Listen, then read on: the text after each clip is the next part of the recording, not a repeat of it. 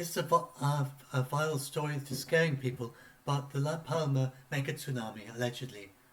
And if you go and look at the original paper, it requires a fault that is 10 miles long and several miles deep, and it requires half of the mountain, this whole bit, to just go straight into the sea in one go.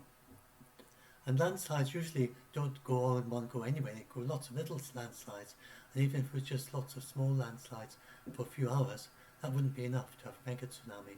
It always go down push in one go. And that fault doesn't exist.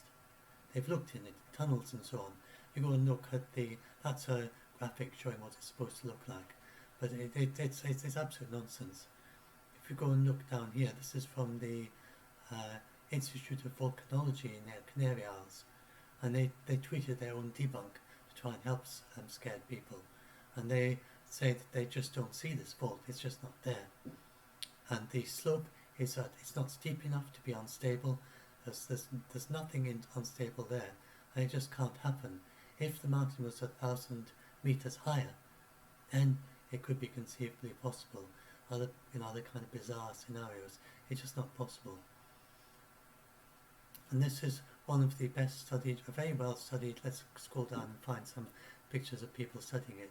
There we are, that's an example of one of the experts out there studying this volcano with all this equipment, going out there looking at there. And it's all based on a BBC documentary, which is based on an unpublished preprint. In fact, it was published, it doesn't pass it's just not true.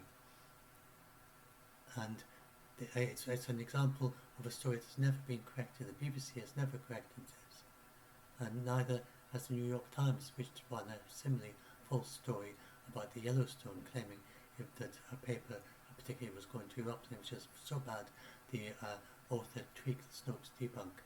In my opinion, then we should have some kind of recourse to get these things fixed when the papers don't do it.